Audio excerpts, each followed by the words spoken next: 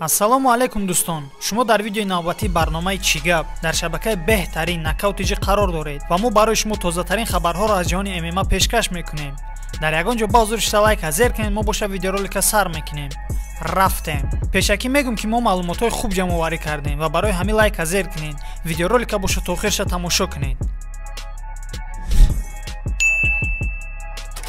ҷанговари вазни нимёнаи UFC Гилберт Бёрнс гуфт ки кай муҳорибаи ӯ бо Ҳамза Чимаев баргузор мегардад.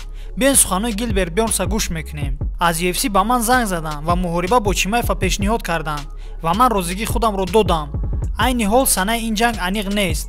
зонуи ман ҷароҳати на он қадар вазнин дорад, аммо ҳозир ман худамро хуб ҳис карда истодам. духтур ба ман гуфт ки ман охири моҳи январ аллакай ба машқу тамрин баргаштан метавонам. айни ҳол ман машқу тамрин карда истодам, лекин на бо ҳама қувваам. Ҳамза Чимаев ҳолати гапзании моро нишон дод ки дар он ҷо ӯ ба ман 9 апрел ҷанг карданро пешниҳод карда буд. ман ба ин сана розӣ шудам ки пас аз тамоми васоити ахбори омма ин хабарро паҳн карданд, аммо айни ҳол байни мо ягон намуд шаҳрдома нест. аз ҳамин хотир 100% ин муҳориба аниқ аст гуфтан дар кор нест. намедонам ба мавқуф гузоштани ин муҳориба ба чӣ алоқамандӣ дорад, аммо ман боварӣ дорам ки муҳорибаи ман бо Чимаев баргузор мешавад, гуфт Гилберт Бёрнс. дӯстон, агар ташкилоти UFC ин муҳорибаро дар турнири UFC 273 баргузор накунад, пас Бёрнс омода аст ки дар турнири UFC 274 дар Рио де Жанейро бо Ҳамзат набард кунад. суханҳои Гилберт Бёрнс дар ин бора: хуб мешавад агар ин тару шавад. ман хело боз дар Бразилия ҷанг накардам. вақтҳои пеш ман дар Рио 2 муҳориба гузарондам ва барои худ 2 бонуспулӣ кор карда будам. хуб мешуд агар ман ин ҷо ҷанг кунам. дар ин ҷо дӯстони ман, хешовандони ман зиёд ҳастанд. барои ҳамин рӯзи 7 май муҳорибаи ман бо Ҳамзат варианти беҳтарин мешавад. аз ин суханҳо дӯстон пас маълум мегардад ки набард миёни Гилберт Бёрнс ва Ҳамза Чимаев шояд дар Рио де Жанейро дар Бразилия рӯзи 7 май баргузор гардад. агар ин муҳориба ба таври расмӣ эълон гардад, ба фикри шумо имконияти ғалаба бисёртар кӣ дорад, Бёрнс ё Ҳамзат? ҷавоби худатонро дар комментаре нависед. мо бошад мегузарем ба хабари дигар. дӯстон, аллакай фардо муҳорибаи ташкилоти беҳтарини ҷаҳон UFC ба экранҳои мо шумо бармегардад. аллакай фардо яъне рӯзи 16 январ дар Лас Вегас дар Apex Arena турнири навбатии UFC Fight Night баргузор мегардад, ки дар карди асосии ин турнир ҷанговари грузинӣ Гига Чикадзе бо ҷанговари амрикоӣ Келвин Каттар набард мекунанд.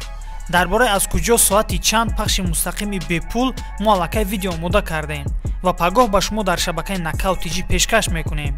барои хабардор шудан аз видеоролики навбатӣ мо зангулачаро гирён карданро фаромӯш насозед. мегузарем ба хабари асосии видео. чемпиони пешинаи вазни сабуки UFC Ҳабиб Нурмагомедов ба бемории коронавирус гирифтор шуд. дар ин бора ташкилоти One Championship хабар медиҳад. хотиррасон мекунам ки дар Сингапур айни ҳол One Championship баргузор шуда истодааст ва дар турнири One Championship яке аз варзишгарони мактаби Абдулманап Нурмагомедов Сайгид Изагахмаев бар зидди Ҷеймс Накашима набарди худашро гузаронд ва бо усули боғӣ кардани рақиб дар раунди дуюм ғалабаро ба даст овард. албатта Ҳабиб Нурмагомедов бояд дар ин муҳориба дар кунҷи октагони Сайгид қарор мегирифт, аммо чӣ хеле ки мо хабардор шудем, Ҳабиб ба бемории коронавирус дучор шуд. айни ҳол Ҳабиб Нурмагомедов дар яке аз меҳмонхонаи Сингапур қарор дорад. ба Ҳабиб шифои комилро орзумандам. хуб дӯстон, инҳо буданд хабарҳои охирин аз ҷаҳони ММА. агар хоҳем ки аз ин гуна хабарҳо аввалин шуда бохабар бошем, пас ба шабакаи расмии инстаграми мо обуна шавед, чунки ҳамарӯза мо хабарҳоро аввал дар инстаграми худамон пешкаш мекунем. раҳмат ки видеоролика то охирша тамошо кардем. худатонро дар ҳавои сардии зимистон эҳтиёт кунед ва доимо бо хабарҳои нокаутиҷӣ бошед. то видеоролики навбатӣ, хайр.